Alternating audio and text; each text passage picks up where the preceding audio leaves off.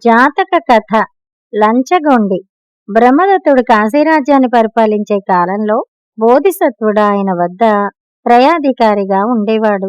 త్రయాధికారి అంటే రాజ్యానికి అవసరం అయిన వస్తువాహనాల్లాంటివి నాణ్యం చేయటంలోనూ వాటి విలువ కట్టడంలోనూ నేర్పుగలవాడన్నమాట. బోధిసత్వుడు కాశీరాజ్యానికి కావలసిన ఏనుగులను, గుర్రాలను, వెండి బంగారాలను పరీక్ష చేసి విలువ కట్టి తన అంచనా ప్రకారం ఆ జంతువులను, వస్తువులను తెచ్చిన యజమానులకు డబ్బు చెల్లించుతుండేవాడు. రాజు బ్రహ్మదత్తుడు పరమలోభి.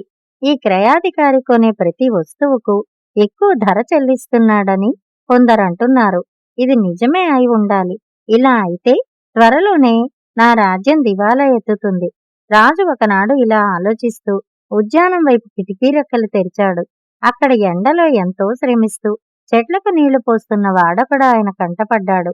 వెంటనే ఆయనకు, ఆహా, వీడెంత నమ్మకస్తుడు కాకపోతే ఇలా ఎండలో శ్రమ పడతాడు అన్న ఆలోచన వచ్చింది. ఆ మర్నాడే రాజు తోటపని చేసేవాణ్ణి బోధిసత్వుడి స్థానంలో క్రయాధికారిగా నియమించాడు.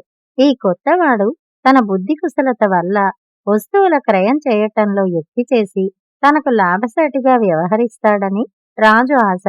కాని ఈ కొత్త క్రయాధికారి దురాశాపూరితుడే తప్ప వివేకం కలవాడు కాదు. అతనికి వస్తు తత్వం గాని, నాణ్యం గాని, దాని విలువ గాని ఏ మాత్రమూ తెలియదు.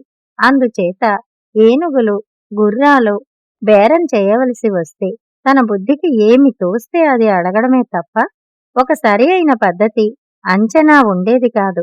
ఆ కారణంగా వస్తువులు అమ్మకానికి తెచ్చే వర్తకులకు తరచూ నష్టం కలుగుతూ ఉండేది. తమ వస్తువులు కొనేది రాజుగారి క్రయాధికారి కనుక నష్టం కలిగినా మారు మాట్లాడలేక వర్తకులు ఇచ్చిందేదో పుచ్చుకుని ఇళ్లకు పోయేవాళ్లు.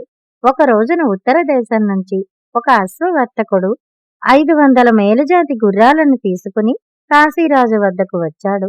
క్రయాధికారి వచ్చి 500 గుర్రాలను పరీక్షించి ఎంత ఆలోచించినా వీటి విలువ ఒక కుంచెడు బియ్యం కన్నా ఎక్కువ కాదనిపిస్తున్నది. వీటి యజమానికి కుంచెడు బియ్యం ఇచ్చి గుర్రాలను సాలలో కట్టివేయండి అని ఉత్తర్వు జారీ చేశాడు. అశ్వవర్తకుడు సరాసరి రాజుగారి పూర్వ క్రయాధికారి అయిన బోధిసత్వుడి దగ్గరికి పోయి తనకు జరిగిన అన్యాయం గురించి చెప్పుకున్నాడు. బోధిసత్వుడు అంతా విని, అయ్యా, ఒక పని చెయ్యి. ఈ కొత్త క్రయాధికారిని తృప్తిపరిచేందుకు ముందుగా అతడికి లంచం డబ్బులు ఇచ్చి తర్వాత ఇలా అడుగు.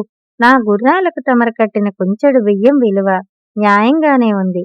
అయితే ఈ కుంచెడు బియ్యానికి విలువ ఎంతో తమరు సభలో రాజుగారి ఎదుట చెప్పగలరా?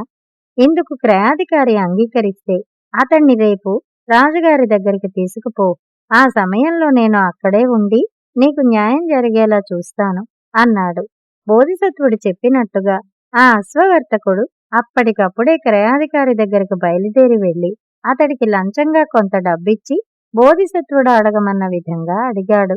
క్రయాధికారి పరమానందపడిపోతూ, దానిదేముంది, ఈ కుంచెడి బియ్యం విలువ చెప్పడం ఏమంత కష్టం కాదు. రేపు సభలో రాజుగారికి ఆ సంగతి చెప్పి ఆయన చేత సరే అనిపిస్తాను అన్నాడు. మన్నాడు రాజసభ కిటకిటలాడుతోంది. రాజుగారి అనుమతి పొంది బోధిసత్వుడు కూడా వచ్చాడు. నష్టపోయిన అశ్వవర్తకుడు రాజుతో, ప్రభు, తమ కొత్త క్రయాధికారి నా 500 గుర్రాలకు కుంచెడు బియ్యం విలువ కట్టడం బాగానే ఉంది. ఇందులో నాకొక చిన్న సందేహం కలుగుతోంది. ఆ కుంచెడు బియ్యానికి విలువ ఎంత అన్నాడు. ఆ క్షణం వరకు రాజుకు ఈ విషయంగా జరిగినదేమిటో అసలు తెలియదు.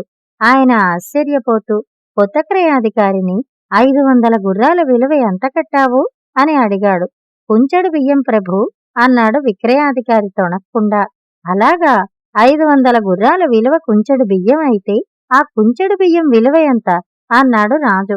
కొత్త క్రయాధికారి తడుముకోకుండా, కుంచెడు బియ్యం విలువ మరెంతో కాదు ప్రభు, కాశీ రాజ్యము, ఇరుగు పొరుగు సామంత రాజ్యాలు కలిపితే ఎంత విలువ ఉంటుందో అంత అన్నాడు. విడ్డూరమైన ఈ జవాబు విని మంత్రులు, సభలోని రాజోద్యోగులు, పుర ప్రముఖులు అవహేళన చేస్తూ చప్పట్లు కొడుతూ రాజసభలో ఉన్న సంగతే మరిచి పొట్టలు చెక్కలయ్యేలా నవ్వడం ప్రారంభించారు. వాళ్లలో ఒక ప్రముఖుడు లేచి కొత్త క్రయాధికారితో, ఇంతకాలంగా రాజ్యాలకు విలువ కట్టడం అసాధ్యం అనుకుంటూ వచ్చాం.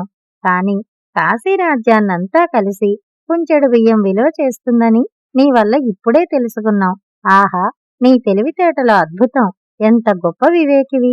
అంటూ గేలి చేశాడు. అప్పుడు బోధిసత్వుడు సభ ముందుకు వచ్చి, ఈ క్రయాధికారి చెప్పినది పరమ సత్యం. అందులో విడ్డూరం ఏమీ లేదు.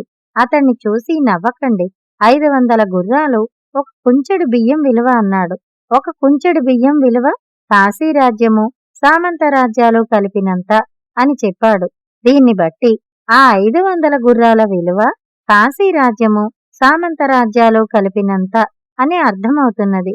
ఇందువల్ల క్రయాధికారి గుర్రాలకు కట్టిన విలువ చాలా న్యాయంగా కనబడుతోంది అన్నాడు. బోధిసత్వుడి మాటలకు అందరూ ఆశ్చర్యపోయారు. విచారించగా జరిగినదంతా తెలియవచ్చింది. అప్పుడు కాశీరాజు తన పొరపాటు గ్రహించి లంచగొండి క్రయాధికారిని పదవి నుంచి తొలగించి తిరిగి బోధిసత్వుణ్ణి ఆ పదవిలో నియమించాడు. కథ సమాప్తం. కథ కంచికి, మనం ఇంటికి.